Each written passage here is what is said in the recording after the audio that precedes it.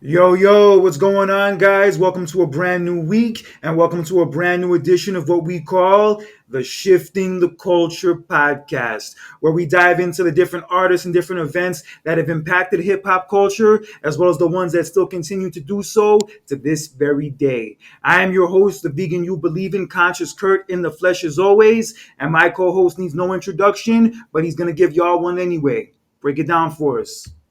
Yo, what's the deal, world? Thanks for tuning in for another week. As you know, this is King Khan live and direct from the ATL. So it's ready to get started. It's been a busy week in hip hop. There's a lot going on. It's the fourth quarter. So looking forward to another great show. Yeah, and we're not going to waste any time. Let's get into that shit right now. As the main story we're going to get into today is the recent lawsuit that was filed against Diddy this past week by his ex-girlfriend and also artist Cassie, whose real name is Cassandra Ventura. She filed a $30 million lawsuit against Diddy, claiming that he abused her, that he raped her, that he assaulted her multiple times, tortured her, etc. And as crazy as the story was, only one day later, we come to find out that the whole case was settled. So after all those allegations, all the stuff she was putting up against him, it literally took only one day for them to reach a settlement, which is some weird ass shit to say the very least. And I'm not sure what's going to come from this. I'm not sure what's going to happen afterwards, but it's not looking good on Diddy's part. Even though it got settled, even though in that sense it went away, I feel like this is only the beginning. Yeah, again, yeah, I don't think this is a good look for Diddy. Lately, he's been having a lot of press and a lot of bad stories come out about him. So I don't know who the hell he pissed off in the Illuminati or whatnot, but he definitely ruffled some feathers, and somebody's out to tarnish his name. So yeah, it's just when allegations like this come out, it's not definitely want to have some compassion and make sure that what Cassie is saying is truthful, and if it is, then it's hard to support Brother Love, aka Diddy, in this case, because you can't be running around raping females and abusing them and whatnot, and like based on some of the stories that have been leaked.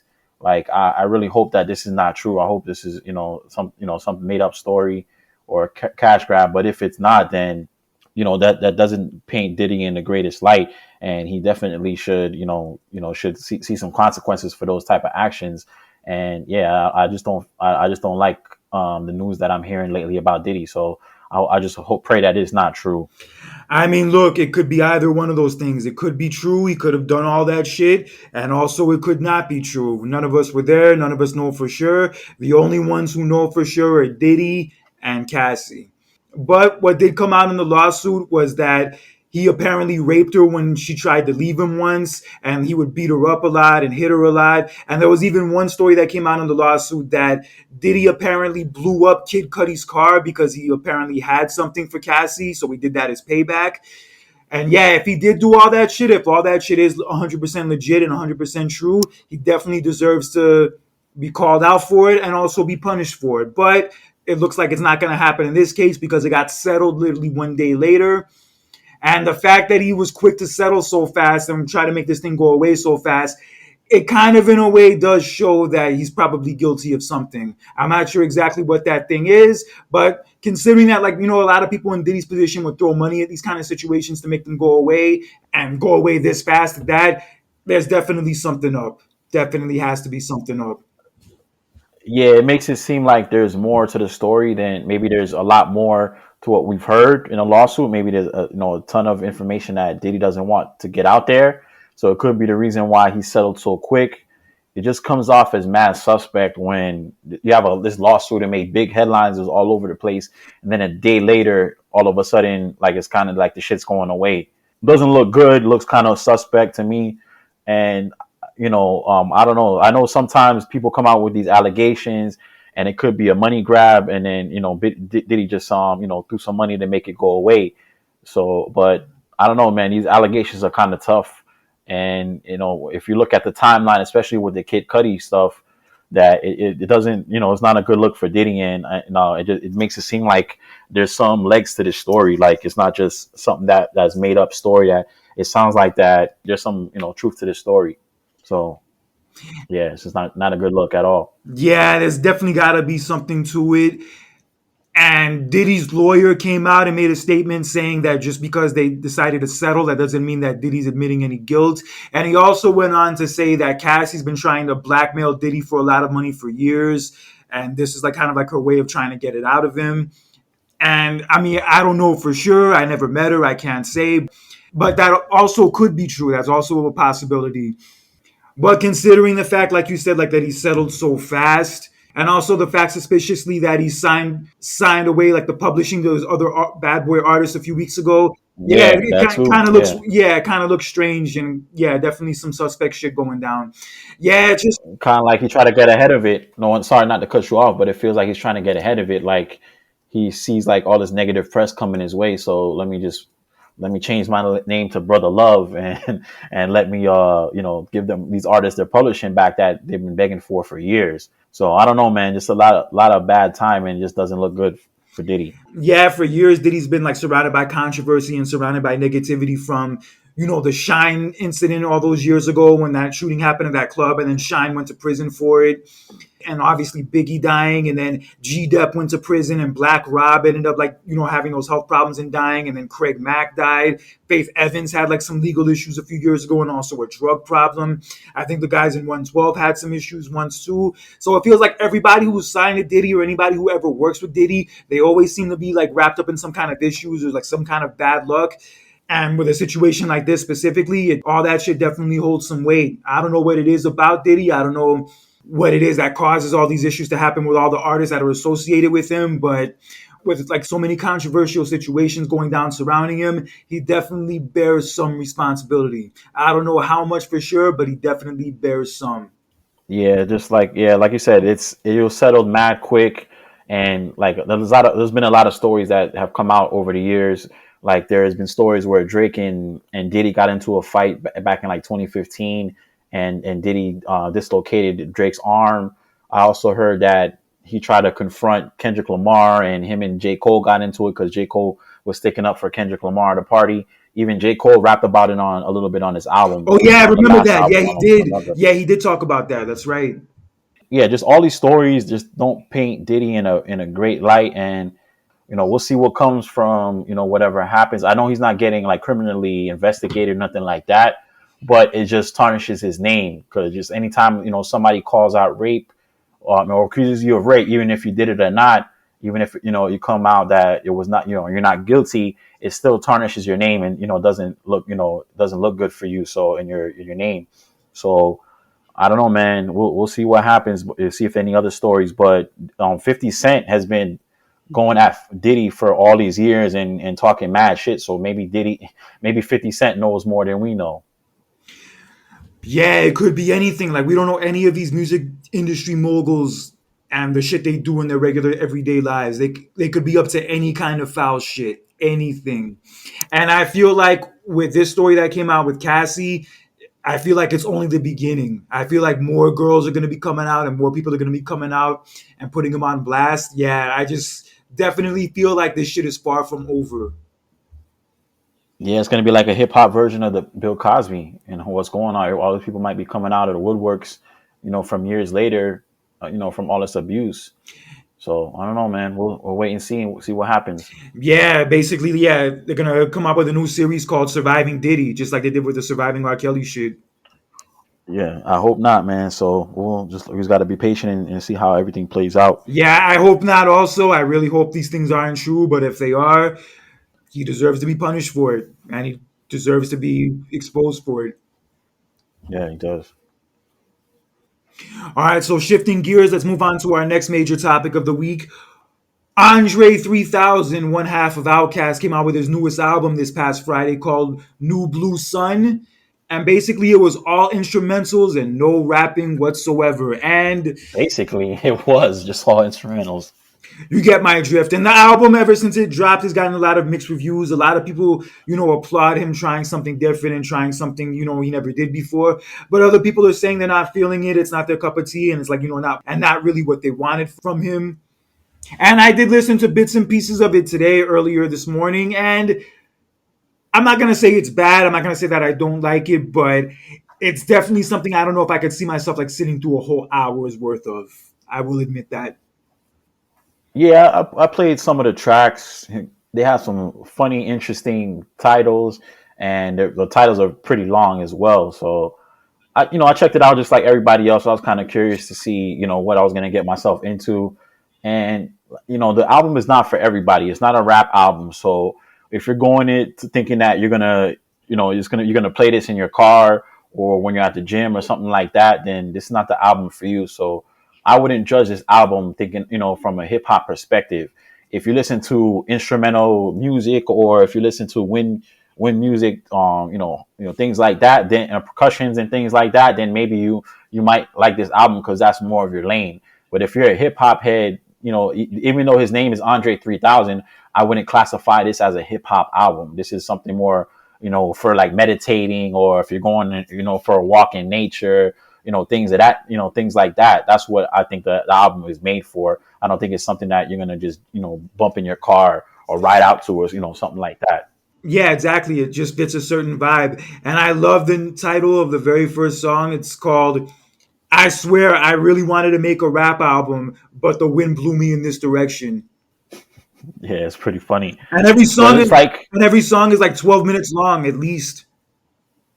yeah, it was mad long. I listened to a little bit today. Like I said, it's more like meditation music. If you're into that, that kind of thing, that's what the album is geared towards. Like if you come to think of it, Outkast hasn't dropped an album in how long? What, 20 years now? Technically the last album they dropped was the Idlewild album back in 2006. That movie Idlewild they had back then. But that wasn't really like a album. That was more like a soundtrack, I would say. Yeah, so their last real album technically was Speaker Box, The Love Below. And that was 20 years ago. Yeah. So to expect a rap album, first of all, from Andre 3000, he drops. He comes in and drops a verse once every few years. He never really dropped in a solo album. The one solo album he technically dropped was packaged as an Outkast group album. So I don't really consider that really like a solo album. Even though it was mostly it wasn't like him released. It was still under Outkast. So he never really, came outside of that. He never really ventured off and dropped like a project by himself. So to expect Andre 3000 to come out with with a hip hop album in 2023, I don't, I think that people were just kind of like expecting too much of him. And, I think that he's just not, in that creative space where he wants to rap anymore. He's actually 48 years old. I didn't even know that he was that old. And for you to expect him to be like a Nas and drop a brand new banging album, like, I just feel like we're just putting too much pressure on him and we should just enjoy that he's releasing, any type of music at all, and just be grateful that we do have some of those Outkast classic albums to go back and listen to and reference. So I would just listen to this album for what it is. It's not a hip hop album. It's more of like a meditation. If you're just chilling, like having a picnic in the park or some shit like that, that's the type of music it is. It's not something like I said, something to bump in your car or something to ride out to. Yeah, he even opened up in a recent interview with GQ talking about the whole process. He mentioned that, like, yeah, he really wanted to make a rap album. Like, he gets beats all the time. He works with producers all the time, but like, just nothing was really coming out the right way. Like, it wasn't coming off as like authentic and like real. Like, he mentioned like he's a very big person on feelings. Like, if it doesn't feel right, if it doesn't feel natural, then he can't do it. And when it came to rapping for this album, he just said like it just wasn't happening. Like, he wanted to do it, but it just pointed him in the direction of what he ended up doing instead. Yeah, because people swear that, like, he's sitting on all these different rhymes and all this different music that he hasn't released and that he's hiding from everyone. But the reality is, like, he doesn't have that kind of music for people out. Like just creatively, he's not there. And just creatively, where his head was at was making this album. And I applaud him for that. From one musician to another, I applaud him for that, because I know as a musician, sometimes you just don't have those creative juices, and sometimes you don't feel like saying much. And when you force yourself to say something what you don't really feel like saying anything, people aren't going to really respond to it the right way, and yourself especially aren't going to be feeling it. Why? Because it's not natural. And as far as this project goes, it's not for everybody. It's not supposed to be for everybody. It was just for him to do something creative because he wanted to do it. And as a musician, as an artist, there is nothing wrong with that. Regardless of whether or not people respond to it, if you're a real musician, if you're a real artist, you make art, you make music because that's what you love to do. Yeah, exactly. I just felt like it was just an artist just expressing himself just in a different way than that we're used to. And you can't bash the album, saying it's trash when it's not a hip hop album if you're looking at it from that lens. So, much props for Andre 3000 for going out and releasing this, even though I'm pretty sure that he expected this kind of, reaction from some of the, longtime fans. But he even said in an interview like he's a really simple person. He's kind of laid back and chill, and he doesn't like the limelight and and all that stuff. He just likes living a simple life, and he doesn't like where how the paparazzi follows people who are celebrities and artists and whatnot. He just likes to be just live a simple life and be able to like to go to a grocery store without people hounding him or doing laundry in a laundromat without 100 people trying to take his picture. He just likes living in a a simple, laid back life, and that I can understand why he has nothing really to rap about. Like he just lives a simple life and he just wants to, enjoy himself and do him. And even like the last, like when he was on the Kanye album a couple years ago, he rapped about like because his mom recently passed away, so he rapped about like his mom and his parents and a little bit like that. So it was dope to hear his perspective and for him to go, to get deep on that track. It's just that I felt like maybe he just doesn't have anything else to talk about. Like they released a bunch of albums, and he's in a totally different space. So like he just creatively he just doesn't have anything else to talk about. So I understand. I can't knock him for what he's doing. Yeah, and he also said like at 48 years old, you can't really rap about the same shit that you were doing like when you were 20 years old because you're not that same person anymore. You kind of have to like rap more about what's going on like in your life now. And like he kind of like felt to himself like, what the fuck am I gonna rap about now? Like the fact that I can't see that well now that I'm getting older and I have to go like to a different doctor's appointments for my eyesight and all this shit. Like who wants to Or hear get a that from me? colonoscopy, Yeah, he or said that talk a rap too. about a colonoscopy. So like nobody wants to hear that. That's like the shit that he's going through. He's as a middle aged man, going to into his 50s. Like I don't, he just doesn't have anything to talk about, and nobody's gonna listen to an album where he's talking about going to the doctor. Yeah, and the main thing that did stand out to me most from that interview was the fact that he hates fame. Like he really was even struggling to do this album because he was asking himself like, do I really want to be famous again? Do I really want to be in the limelight again? Yeah, he really does not like that shit, especially at this stage in his life. Yeah, he just wants to be at peace.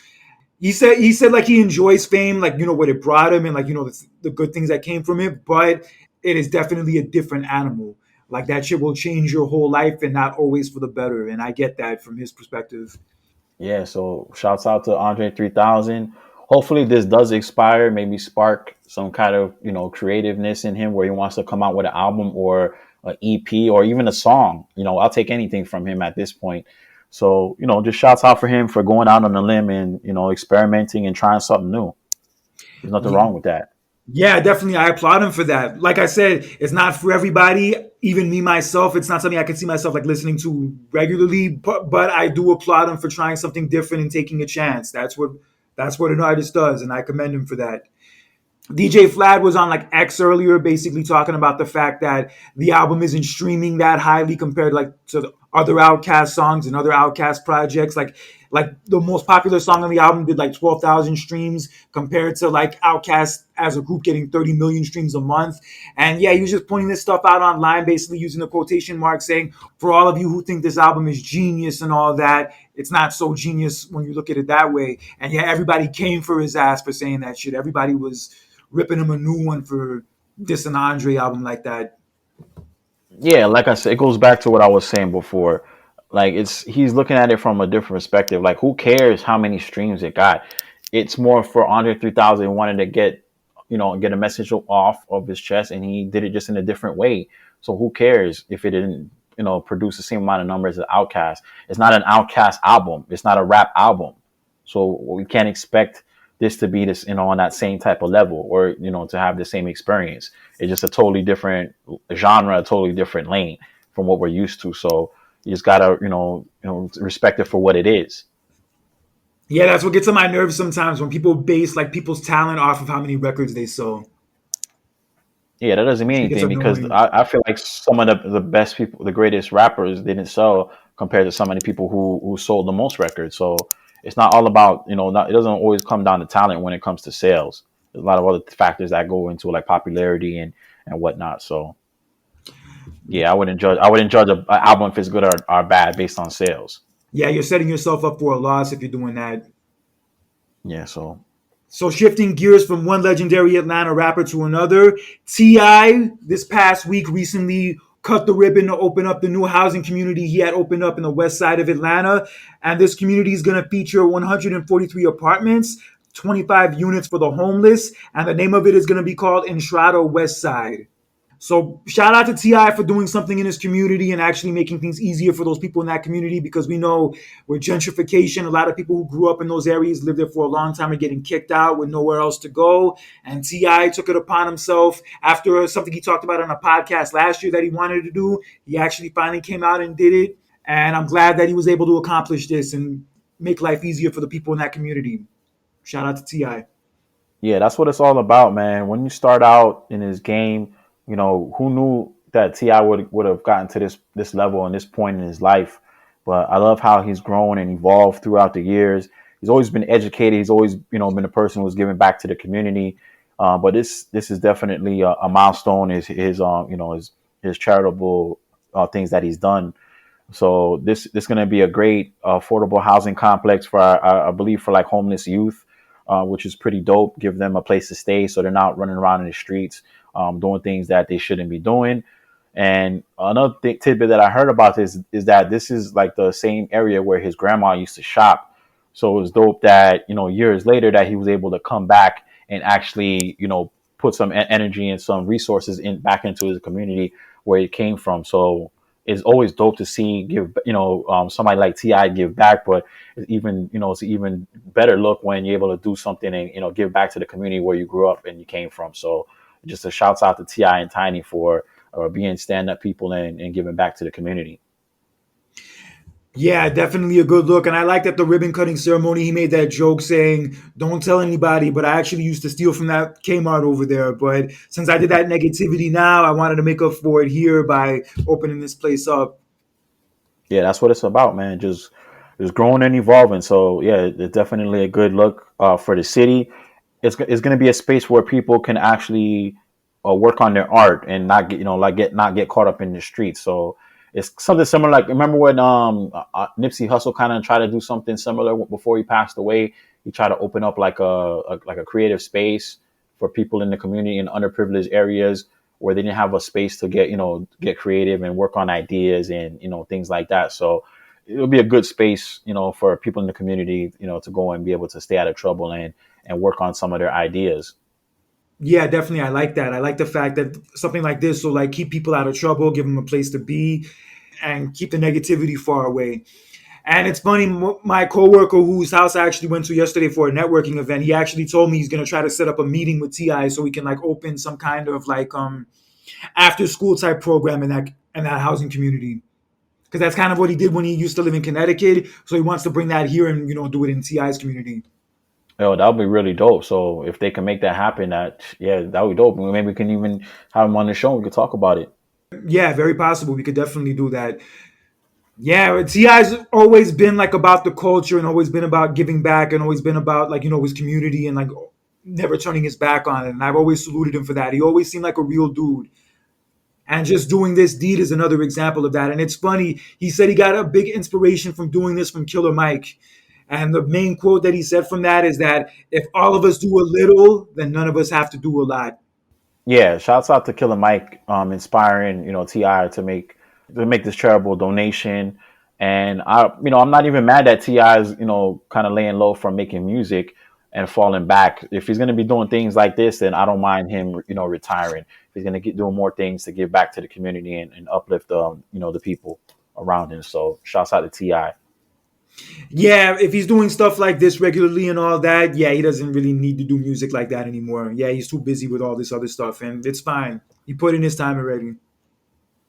Yeah, he's done his thing. So I rather him, give back to the community and uplift the people and keep people out of trouble. I think that's more important. I feel like that'll probably make him more fulfilled at this point. He's already came out with albums, went platinum, got all these awards. Like, what else is there to do in the rap game?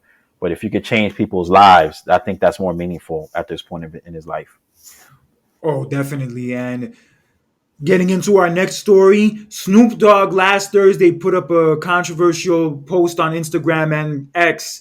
And the post said, after careful consideration and talking with my family, I decided to give up smoke. And obviously, this post had everybody talking, everybody speculating that he was giving up weed and that he was done with weed, or maybe he was just not going to smoke anymore and he was just going to do edibles. But come to find out today, the smoke he was talking about giving up was the smoke coming from fire pits, as he's now doing promotion for these smokeless fire pits. And the ad dropped for it today. Both of us saw it. And yeah, that's basically what he was talking about the whole time. Smokeless fire pits. Wow. Like I'm not gonna lie, I did kind of believe him a little bit because when I saw Meek Mill come out and say that he was gonna quit smoking too, and then Coi Ray said that after Thanksgiving she's gonna stop smoking. So I'm like, damn, I don't know what, because I saw some report that said if you're smoking every day that it like knocks off years of your life. So I'm like, damn, what does Snoop know that we don't know? What causes Snoop, like the most famous smoker of all time, for him to quit. So I'm like, I don't know, is he okay? Like, is he having health problems? Like, I was kind of, thinking a lot, a lot of different, options of what's, scenarios of what was going on. But come to find out today, it was all like a marketing team, and I gotta give him props. It's definitely he's a marketing genius for fooling everybody to think that that he's actually going to quit when come to find out it's just an ad that he's trying to promote like a new product that doesn't have any smoke. So shouts out to Snoop for being a marketing genius and teasing everybody and getting everybody to talk about him for a few days. Yeah, when he put up that post, I knew there was something more to it because, like, just basically him saying giving up smoke that, like, didn't really say that much. So I was thinking, Yeah, like, it's kind of vague. Yeah, it was kind of vague, right? so I was thinking maybe he's just giving up smoking and he's just going to do edibles from now on because I hear a lot of people doing that. I'm actually one of those people myself. So yeah, like when he put up that post, I was like, you know what? Let me not, speculate anything too soon until he, elaborates more. And then come to find out, what do you know? He's just promoting some product. Yeah. So he got everybody fooled. But yeah, props to him for pulling that shit off. Yeah, that shit was brilliant. Brilliant marketing. Yeah, and he even posted like some some pictures throughout the weekend, making it seem like he was kind of going through it, like he was hurting that he couldn't smoke, like looking all sad and depressed and shit, like holding his head, like so he was trying to play the part. And like I said, I thought he had me fooled for a couple of days. I wasn't gonna lie, but I in the back of my mind, I thought like, wait a minute, it got to be something that's going on. Yeah, I knew something was up. He even announced that he was quitting smoking like 20 years ago, like in 2002 for his 30th birthday. He said he wasn't going to smoke anymore, but he went right back to it like a month later or something. So I was like, yo, he's done this before. I don't know if he's maybe serious this time, but come to find out, he wasn't serious. I honestly thought it was like some health problems. That's why he had to quit because he said, "Please respect my privacy."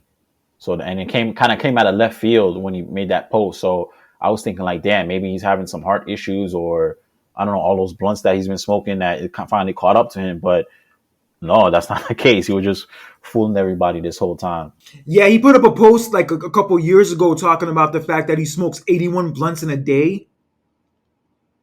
That's nuts. That's too fucking much. I don't think That's too fucking I don't think much. it's 81. I think it was more like I read somewhere it was like 8 a day or something like that. That's Or still a lot too. 8 a day is still a lot, but 81, I don't think that's possible. That would be like 3 an hour at least. I think that's way too excessive. I would say 8 in a day is more like realistic. Even that's smoking a lot, but 8 in a day is more like a realistic number. Yeah, he could have just been fucking with people. It's possible. But yeah, just the whole blunt thing, I've never really been big on it myself. I'll do it like, in a certain situation. But yeah, I've never been big on it myself. But if you're smoking that many blunts every day for years, I mean, I could see it causing some issues. Yeah, so that's what I thought it was. So yeah, but I guess not. So I guess Snoop is okay. So let's be happy that he's okay and he's healthy from what we could tell. And I wouldn't be surprised he posts something in a few days where he's blasted or he's smoking a fat blunt. So I'll be looking out for that next post from Snoop. I didn't realize that he's actually a grandfather now. I actually didn't know that. Yeah, he's old as shit. He came out he was like 20 something in the 90s. So if you do the math, he's definitely in the 50s. He's definitely up there. Yeah. Yeah, he's in his 50s. His kids are grown up. His kids are like in their mid to late 20s. Yeah, so his kid, I think his son was playing football too. So yeah, and that was a couple of years ago. So yeah, he's definitely up there, man. Yeah, but whatever. If he ever does decide to quit one of these days, then that's his prerogative. More power to him. Yeah, but shouts out to Snoop, a legend in the game. And also a fellow pothead. Yep. So King Khan, break us down this news about D.O.C. making an album using AI for it. Give us some more info on that. Yeah, I know some people have some mixed reviews about AI, but in this case, the D.O.C. he's a hip hop artist. He was with Dr. Dre back in the days, like in the late '80s and early '90s. He's wrote a lot of songs for Dr. Dre and also N.W.A. And he tragically lost his voice in a car crash in 1989. And he was looked at as one of the next big artists from the West Coast, but unfortunately, because due to that accident he lost his voice and wasn't able to, come put out music. But you might remember him from the "Ain't Nothing But a G Thing" video. I think he was the dude that was by the. Remember when they were dumping the beer on that girl in the video? Yeah, I remember. I actually saw a scene like that in the show Rap Shit the other day. Actually, speaking of which, check that show out. Rap Shit is some good shit, especially if you want to learn about the industry for females. It's a good show to watch.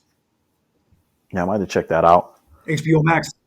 Well, yeah. Going back to DOC is yeah, he lost his voice. He was supposed to be one of the artists coming up from the West Coast, and tragically he lost lost his voice. He couldn't really talk the same way.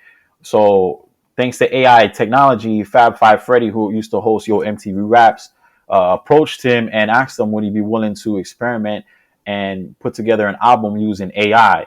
So the way that the AI works is that it'll be able to kind of come up, use his voice. It'll be able to use like his lyrics and his music, but it'll be like in a voice similar to how he sounded before he got into that accident. So I've kind of been against AI because I've heard a lot of fake songs that have been coming out with like a fake Drake and a fake like Kendrick Lamar song.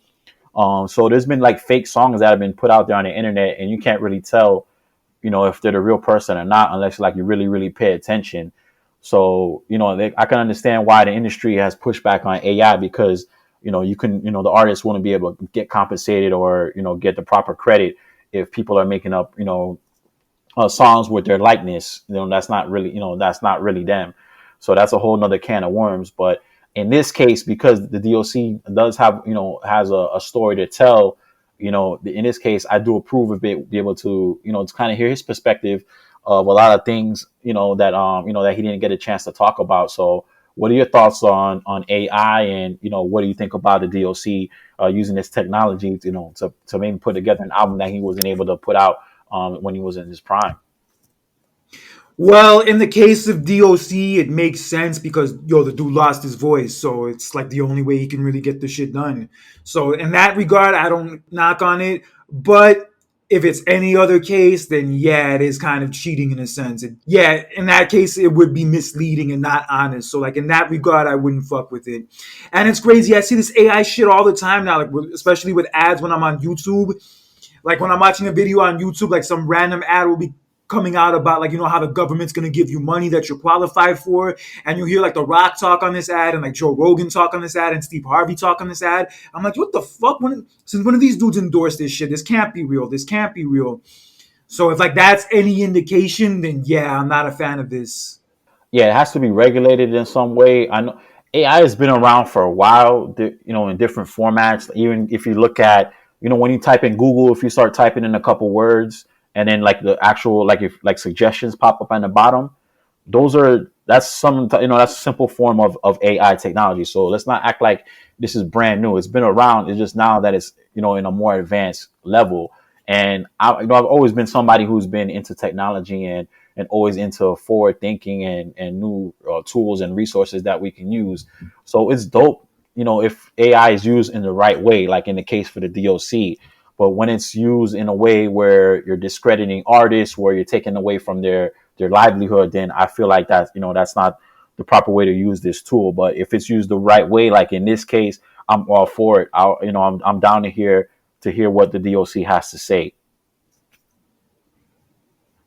Yeah, I look forward to hearing that project too. Would you say like AI is kind of like Would you say like AI to a degree is like a version of self checkout at the supermarket?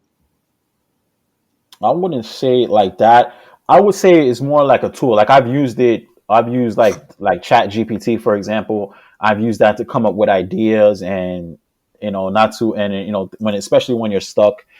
And then when you're working on different tasks, it can help you, it can help you out. So I feel like people should embrace it. I don't feel like it's going to take over the world. Like people are saying, like it's going to be like iRobot type shit where robots are running the world and taking over type shit like that.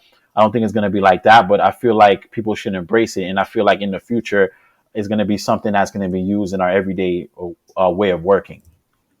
Yeah, I guess we're gonna have to adapt to it in one way or another. We're not gonna have a choice, really. Yeah, so just like with anything new that comes out, there's kind of a lot of speculation, and nobody knows which way it's gonna go. But I feel like within the next few years, I think people will get like a better grasp and understanding about it, and will be able to use it and see like the true benefits of it, of the technology. But it's brand new, so people are gonna be kind of skeptical of it at first. Yeah, I guess we're gonna have to wait and see. Speaking of technology, Yes, let's get into our next story. So we talked about it last week that J. Cole and Drake will be going on tour together next year in 2024. And this past Thursday, the video for their song First Person Shooter dropped. And yo, it was some good shit. I really liked what they did with it. It was a very well done project. And if this is any indication of what's to come from the two of them, yo, 2024 is going to be one crazy ass year, yo. yeah, I was gonna say that was a really, really dope video. I haven't seen a video like that in a very, very long time. It kind of took me back to when the '90s, where it looked like it was a very high budget video, where they put a lot of money and resources into like the technology and like the graphics and whatnot. So it's just a really dope video, and this is the kind of video that you like to see when you have two heavyweights like Drake and J. Cole together on the track. So they definitely did them justice and painted them as the two goats in the game right now. It was just dope to see them kind of going back and forth playing table tennis. And then another dope part, how they relive like that Spider-Man theme when even and in the part of the song where he says that the Spider-Man meme is me looking at Drake and then Drake and J. Cole are pointing at each other. So that was another dope moment in the video. So just a dope video by two of the best artists in the game right now at their peak. So it just shouts out to them for giving back to the culture what I feel like we needed from them. Yeah, and this is only the beginning. Imagine what other videos they're probably going to come out with in the next few months that might even be even crazier than this one. Yeah, so this was dope. I don't know if they're gonna come out with a project like maybe like a collaboration album. That would be dope to see if they if they do that. But they did drop a new track on the Drake had re-released like Scary Hours 3. He dropped like 6 new tracks. And then there's a song with a new song with J. Cole that they just dropped called Evil Ways, which is pretty dope. They're kind of going back and forth like Styles and Jada normally do. I'm not saying it's on that type of level, but that the type of style that they do, they're kind of going back and forth bar for bar. And I wouldn't say Drake kind of did his thing on this one and showed it J. Cole like he always does, but I would say Drake, you could tell that after all the criticism people gave him on the first person shooter, that he actually tried to try to put in some more effort on this one. Yeah, he came hard on both tracks, and if all that criticism is what it took to like get him back on his feet and like get him back to that same level again, then yo, fuck it, so be it. And it's funny, Drake said that he was gonna disappear for a while, maybe a year. We talked about it in one of the previous episodes, and I guess Joe Budden pissed him off enough where he's like fuck that, let me go back in and let me go back in the booth and drop a few more tracks.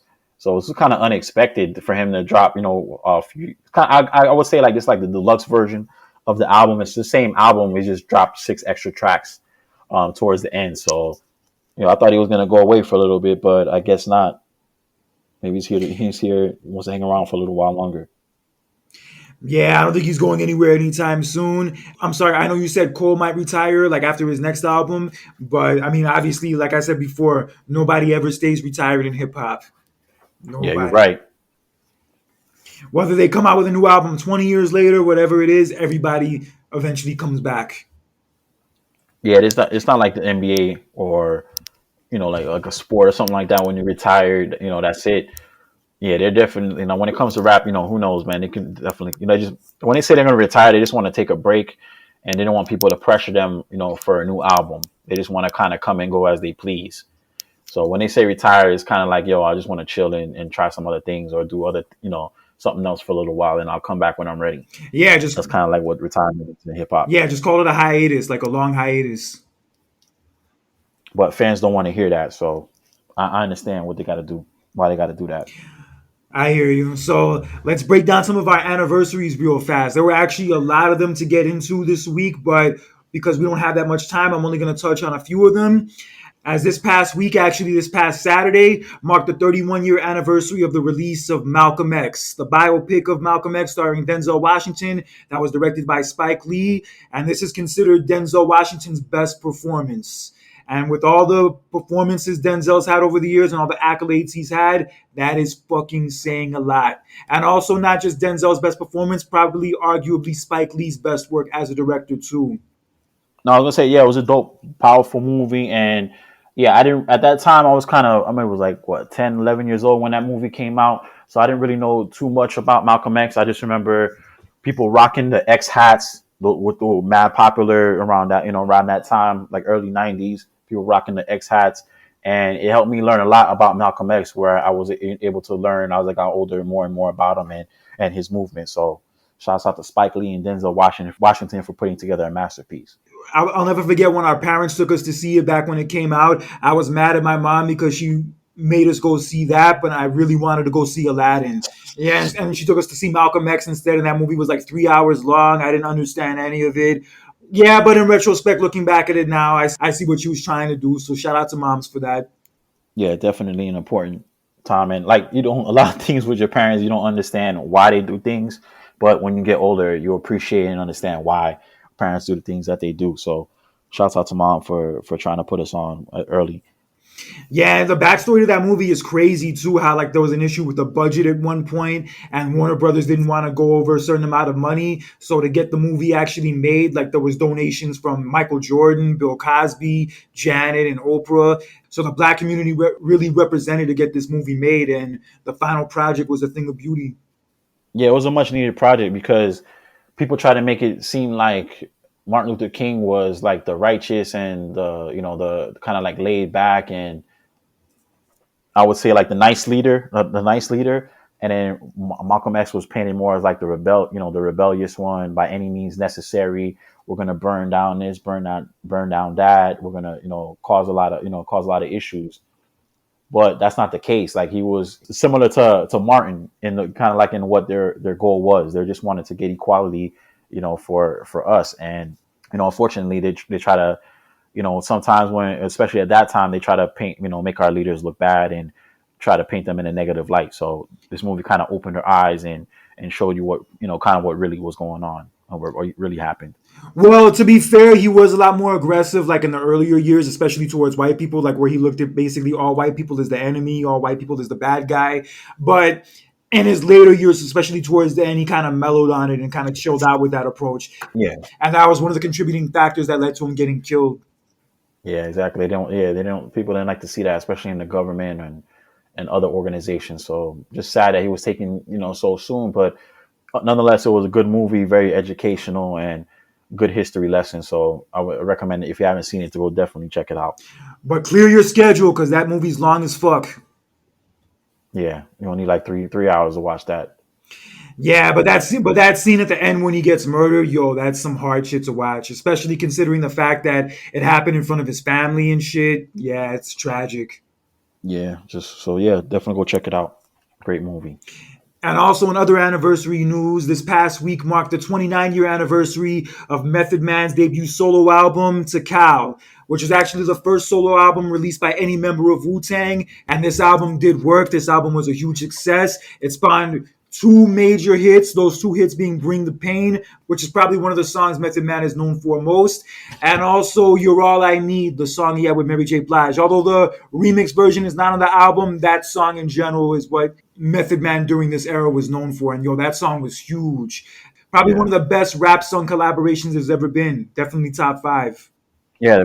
Rap, hip hop, and R&B, one of the definitely up there as far as one of the best collaborations.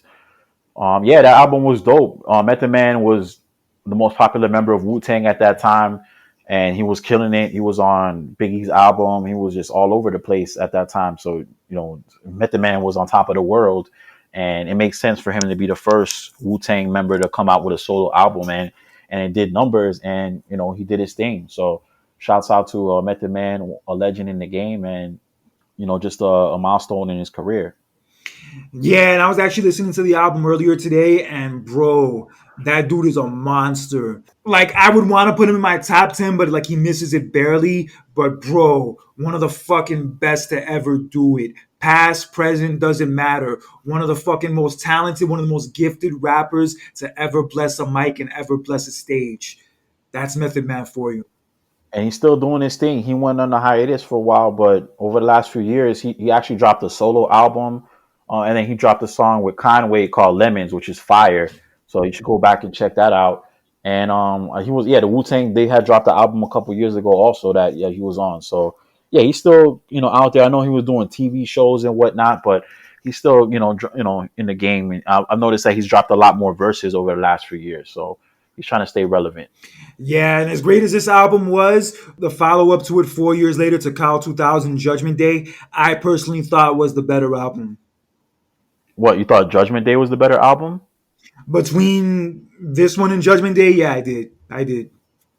I don't know, man. I wasn't feeling Judgment Day. I never really liked that album, to be What? Are honest. you fucking Yeah, insane? You didn't like Judgment yeah. Day? I even listened to it the other day, man, and I like a couple of songs. Like I liked the Judgment Day track. I like the Breakups to Makeups with D'Angelo. I was feeling that one, and then Killing Fields, and there was a couple other ones that I liked on there, but I just felt like it was way too long. It was 28 songs. Like I feel like that's pretty much like a double album. Especially at the time when it dropped, a lot of albums were on that 2000 millennial end of the world type of thing. Like Busta Rhymes did it, a couple other people did that kind of vibe album, and it was kind of ahead of its time. He was experimenting with like different sounds and different beats. It was alright, but I just feel like I don't know, it wasn't good as the first Tical. It was alright. It had some joints on there, but I don't know. I felt like the album was alright. It wasn't all that to me. Yeah, the anniversary of the release of that album was also a couple days ago, 25 years. And yeah, personally, I love that album. I mean, Takal's great too, but I have to go with Takal 2000 out of the two. Yeah, so it was good. It was like I said, it was alright, man. It was just like he was just experimenting, and I just wasn't feeling it because I wasn't used to Method Man in that kind of format, and it was just I don't know, it was just different for me. I just wasn't, it just wasn't my favorite like Method Man project or Wu Tang project. It didn't feel like a Wu Tang project to me. I don't know, It kind of felt different. Well, you have to understand by that point in the 90s, everything had been changing, the production wise, money wise, and everything. The whole sound was kind of changing by that point. So that's why, like, Takal 2000 sounded a lot different than the first Takal, Yeah, at least from the it way I wasn't saw as it. it wasn't as rugged and raw as Tikal, and when Wu Tang was first coming out, this was more like I don't know, Method Man's was eating for a little while, and Wu Tang was like all over the place. So I guess he was just doing kind of like some commercial stuff, and trying new sounds and new things. So I don't know, it just wasn't my cup of tea. I get it. I did like the celebrity cameos on there. Fuck. Even Trump had a cameo on that album, which is fucking random. Yeah, because goes to show you how popular Trump was back in the day. Like he was on rap albums. People used to rap about him in bars all the time. So it's funny how times change. It's funny nowadays. I hear a lot of black people. You'd be surprised that are actually like down for him. Like considering like how Biden's presidency's gone ever since he got elected. A lot of people were kind of like saying they miss Trump and they wish Trump were president again. Yeah, I'm not gonna lie, man. Shit was a lot. Shit's not that good right now, man. When it was 4 years ago, things were a lot better. Prices on things were a lot more affordable. So I don't know who's to blame. I'm not into politics like that, but I don't know. It's kind of like things were a lot better 4 years ago. Well, I maintained it even before the election. I just maintained like no matter who got it, no matter who was elected, it wasn't going to really fix the issues that we needed to have fixed. And basically, whether it was Biden or Trump, things weren't going to get better under either one of them. Because at the end of the day, whoever's the president is basically a mascot. They don't have the power that you think they have. Yeah, I get that. So that's a topic for another show. But All yeah, right, yeah, let's get into some more positive. Let's get into some more positive news. Also, this past week marked the 24-year anniversary of Chronic 2001 from Dr. Dre, which is his first major release since the original Chronic that came out in '92. And for as much hype and as much buzz as the original Chronic got, I have to say, arguably, this one might have even been bigger than the original.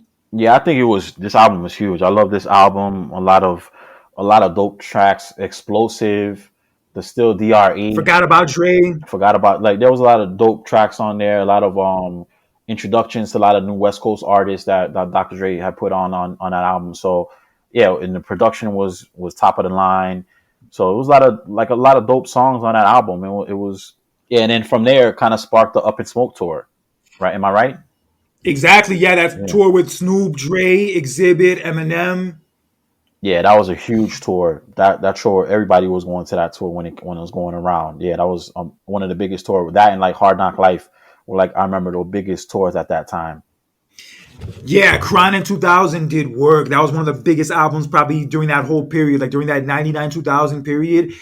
I would say, other than the Marshall Mathers LP and Country Grammar, I would have to say, yeah, the Chronic 2000 was the biggest album out during that like 99 2000 period. Yeah, it was a really That shit was classic. doing mad Yeah, work. it was a dope album. A lot of West Coast artists. Dr. Dre, reproved himself because the Chronic came out like in '92, so it was like a 7 year gap between albums. So after at that time you wait so long between albums, you kind of like have to recreate your magic. And I got to give it to Dr. Dre. He did his thing on this album, man. He put together a dope album that people were bumping for years after that album came out, and there's a lot of timeless and memorable beats on that album. So, shouts out to the legend himself, Dr. Dre. Yeah, he had a lot to prove with that one, especially after, the whole thing with Suge Knight fell apart in that relationship. And also the Firm album ended up being a disappointment. So, yeah, he had to really, reprove himself in this album. And he fucking did that shit to a T. It's to the point where this album was so big and so fucking successful that he didn't really need to do another one. That's why, like, he was always teasing Detox all those years that Detox is gonna come out and all that. And yeah, for whatever reason, it just never dropped. The closest we got to that was the Straight Outta Compton soundtrack. Actually, he did drop an album like a few years ago. Kendrick Lamar was on there, Anderson Paak when he first came out. I forgot the name of it. I think it might have been called Compton. That's what I'm talking about, the Straight Outta Compton soundtrack. Nah, it wasn't a soundtrack though. It was an actual album from Dr. Dre. Yeah, I thought it was the Straight Outta Compton soundtrack, but I guess I was wrong. Nah, it was just an Dr. Dre album that he was kind of teasing that the detox, detox, detox. Everybody was waiting for that, but this album kind of dropped out of nowhere. Yeah, it kind of came out. Yeah, it kind of dropped out of nowhere, and it came with. I remember Kendrick Lamar had that "Money, Weed, and Weather" song. I don't know if you remember that song that was on there. Women, Weed, and Weather, I think it was called. Yeah, Yeah. woman. Yeah, that track, "Woman, Weed, and Weather" was on there. That was also the debut of Anderson Paak when he first started. When Dr. Dre came out, put him out. Yeah, so the album was kind of yeah. So the album was, I guess, kind of related to the Straight Outta Compton movie, but technically it wasn't a soundtrack. It was more like a Dr. Dre project, and it featured Kendrick Lamar. It also had Snoop Dogg, Eminem, The Game, Exhibit was also on there, and it was also the first introduction to Anderson Paak. So it was a pretty decent album, but it wasn't on the level as like the Chronic or the Chronic 2001.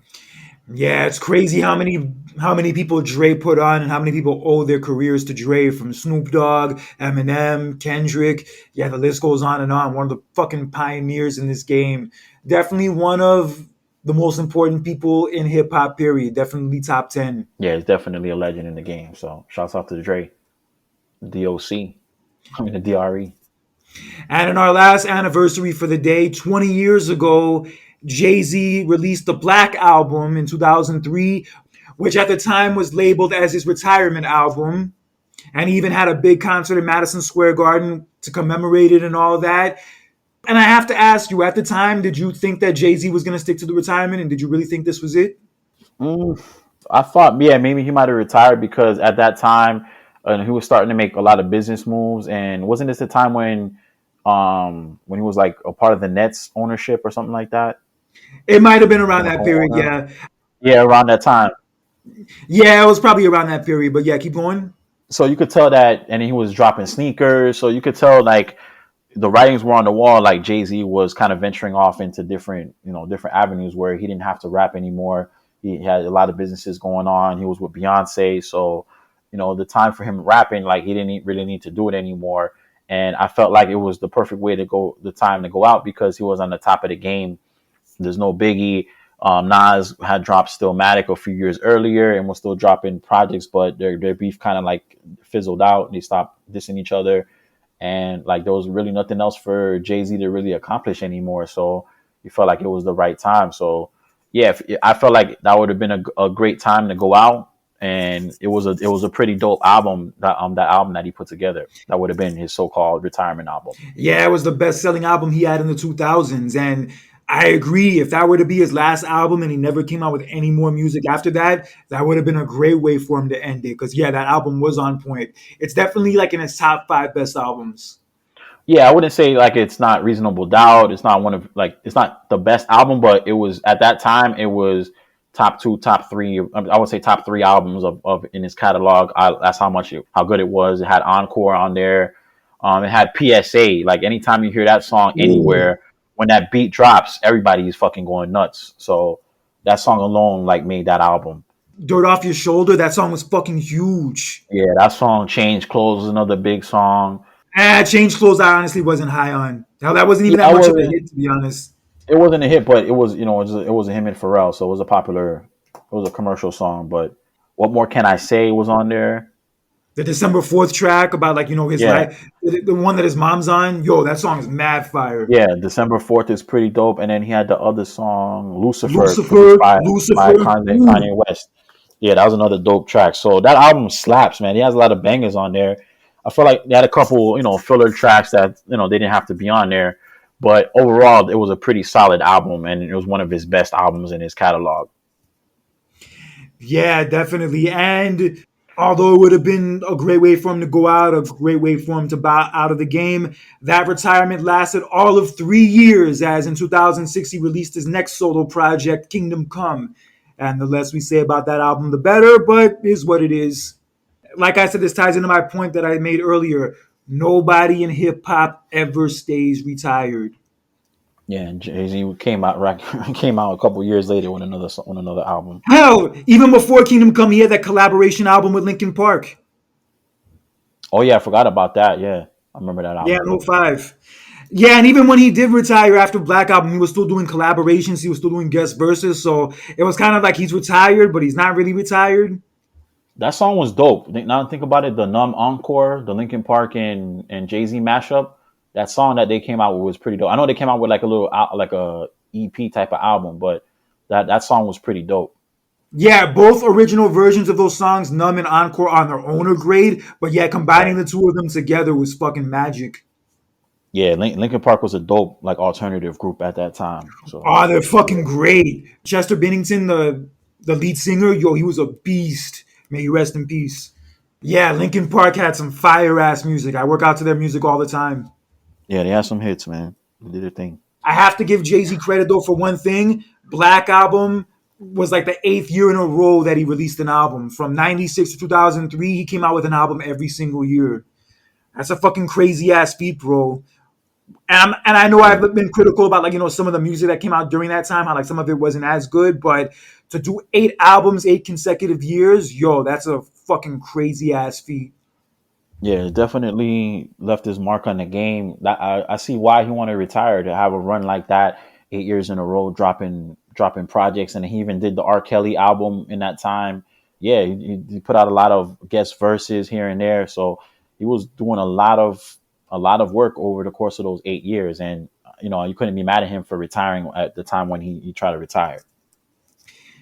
Yeah, it's crazy. Imagine if he had stayed retired. There would have been no American Gangster. There would have been no Watch the Throne. There would have New been York no State of Magna Mind, Carta. Yeah, not all New York. that shit. Was it called New York State of Mind? The Alicia Keys, Empire State of Mind. Empire State of Mind. Yeah, that song, and that song was one of the biggest songs. Yeah, Blueprint 3. I mean, Blueprint 3 wasn't his best album per se, but every single on that album was fucking dope. Every single last single he released was a fucking classic. Yeah, so yeah, I guess we'll never know. Yeah, but I'm glad he didn't stay retired. Yeah, he did his thing. He dropped a few more albums, even the 444. So yeah, I'm glad that he dropped, some other music. But I don't see him coming out with anything else anytime soon. At least maybe a verse here and there. But I don't know. I don't see an album anytime soon. Whether he does or he doesn't, whatever, we still have more than enough to enjoy for a lifetime, so it's all good. Yeah, I feel like we shouldn't pressure him. I feel like he's done enough. Kind of like with the Andre 3000. Like Andre, stop pressuring him to come out with an album. Like it's not gonna happen. So just let him live and enjoy what you have. Enjoy the music that you do have. Yeah, let these dudes live their life and do their own thing. At the end of the day, they don't really owe us anything like that. All right, so before we get out of here, King Khan, break down some of our new releases coming out. Well, this week was a little quiet. I know because Black Friday's coming up. We got the Busta album coming out on Black Friday, the Blockbuster that we spoke about. But this week, we did have the Drake Scary Hours 3, where he dropped the 6 new tracks. We kind of alluded to it earlier when we spoke about the first person shooter video.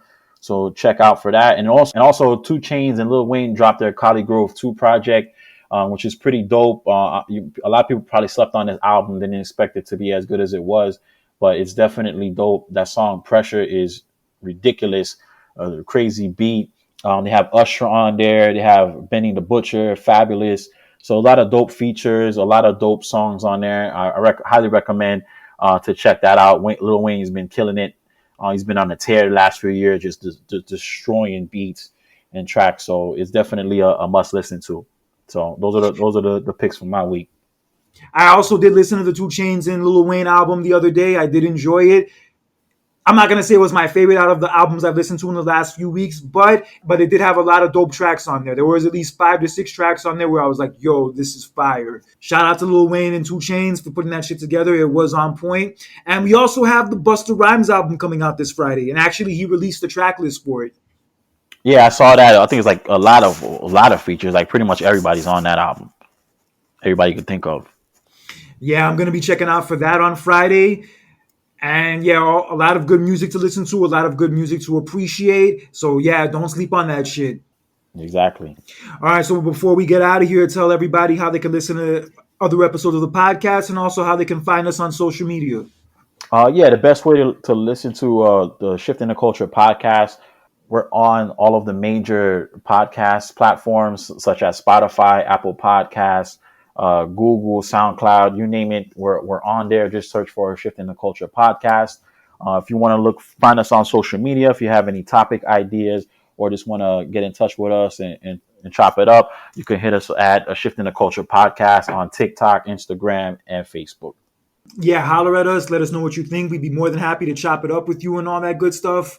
So, wrapping it up. Hope you guys enjoy your Thanksgiving this week and your holidays this week. Hope you guys get to spend some good time with your family, friends, have some good vibes around you. And I'm looking forward to that myself. I'm looking forward to making my 10th vegan Thanksgiving dinner. That shit is going to be mad fire. Have a good holiday, have a good week, and listen to these new releases coming out. And until next week for King Khan, this is Conscious Kurt for another edition of the Shifting the Culture podcast. Take care, have a good one, and whether you're an old school head or a new school head, always respect the culture. Have a good one, guys. Peace.